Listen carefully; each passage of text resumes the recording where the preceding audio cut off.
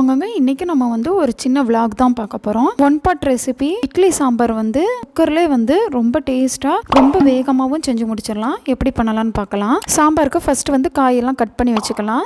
Beans, carrot, கொஞ்சமாக வந்து சொரக்காய், பீர்க்கங்காய் இருந்துச்சு, வேஸ்ட் ஆக்கக்கூடாதுன்னு அதையும் சேர்த்து எடுத்துட்டேன். கொஞ்சமாக புளி எடுத்து தேவையான அளவு தண்ணி ஊற்றி ஊற வச்சுக்கலாம். இங்கே முருங்கைக்காய் கிடைக்க மாட்டேது. முருங்கைக்காய் சாம்பாருக்கு சேர்த்தா இன்னுமே வந்து டேஸ்ட்டு நல்லாயிருக்கும். இட்லி சாம்பாருங்கிறனால காய்கறிகள் எல்லாத்தையுமே வந்து சின்ன சின்னதாகவே வந்து நீங்கள் கட் பண்ணிக்கோங்க. அப்போ தான் நல்லாயிருக்கும். இதோட ஒரு மீடியம் சைஸ் நல்ல பழுத்த தக்காளியும் நம்ம சேர்த்து கட் பண்ணி வச்சுக்கலாம். இங்கிட்ட எல்லாமே நமக்கு ரெடியாக இருக்குது. இப்போ தேவையான அளவுக்கு பாசிப்பருப்பு எடுத்துக்கோங்க.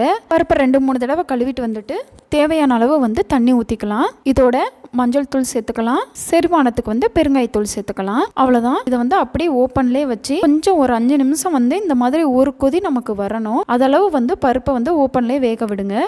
ஃபர்ஸ்டே இப்படி ஒரு கொதி விடுறனால பாசிப்பருப்பு இருக்கிற வளவளப்பு தன்மையெல்லாம் போய் நம்மளுக்கு சாம்பார் ரொம்ப ருசியாக இருக்கும். இப்போ இதோட ஒரு கையளவுக்கு உரிச்ச சின்ன வெங்காயம் கட் பண்ணாமல் அப்படியே சேர்த்துக்கோங்க.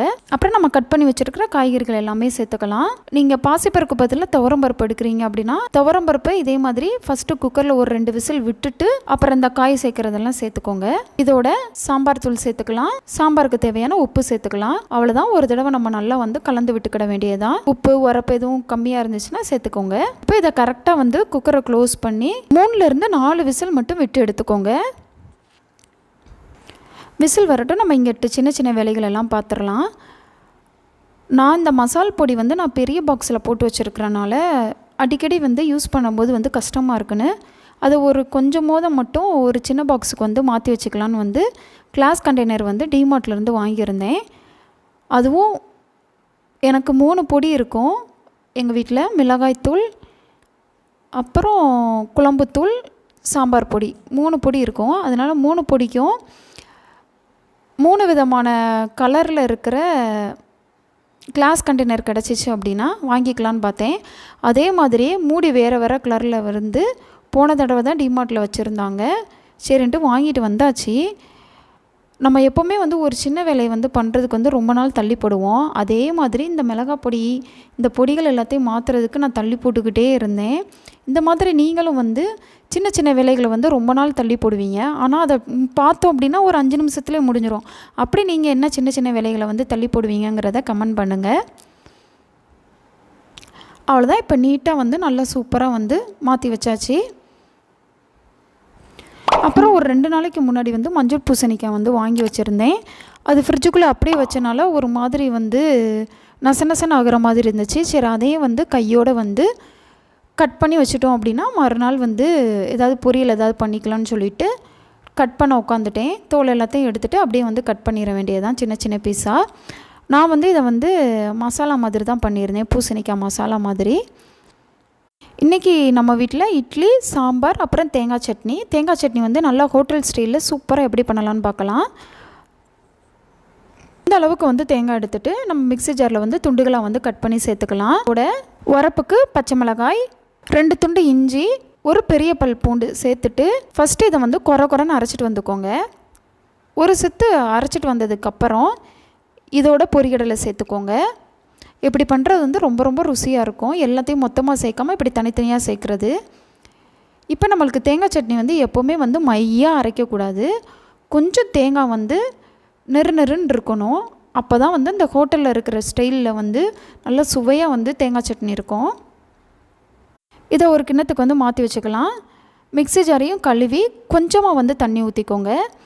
ஏன்னா இட்லிக்கு வந்து நம்ம கொஞ்சம் தேங்காய் சட்னி வந்து கெட்டியாக வச்சோம் அப்படின்னா நல்லாயிருக்கும். ஏன்னா சாம்பார் வந்து கொஞ்சம் தண்ணியாக இருந்து சட்னி கெட்டியாக இருந்துச்சுன்னா செம்ம காம்பினேஷனாக இருக்கும். அவ்வளோதான். உப்பும் போட்டு நம்ம நல்லா கலந்து வச்சாச்சு.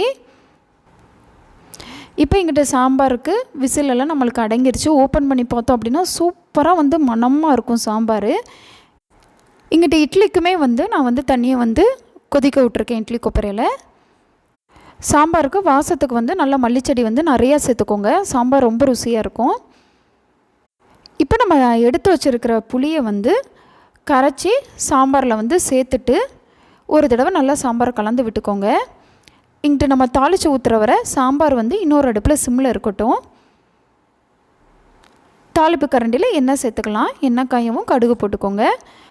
கடுகு பொரிஞ்சு வரவும் கொஞ்சமாக வந்து வெந்தயம் சேர்த்துக்கலாம். வெந்தயமும் நம்மளுக்கு நல்லா வந்து பொரிஞ்சு வரவும் வட்ட வட்டமாக கட் பண்ணி வச்சுருக்கிற சின்ன வெங்காயம் சேர்த்துக்கலாம்.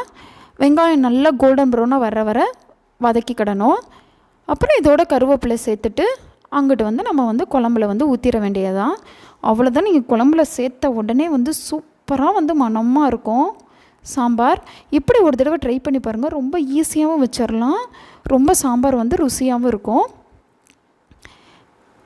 இங்கிட்டு அதே மாதிரி நம்ம சட்னிக்கும் தாளித்து விட்டுறலாம். எண்ணெய் ஊற்றிக்கிடணும், கடுகு போட்டுக்கணும், கடுகு பொரியவும் கருவேப்பிலை, அவ்வளோதான். இதை சட்னியில் சேர்த்துக்கிட வேண்டியதான்.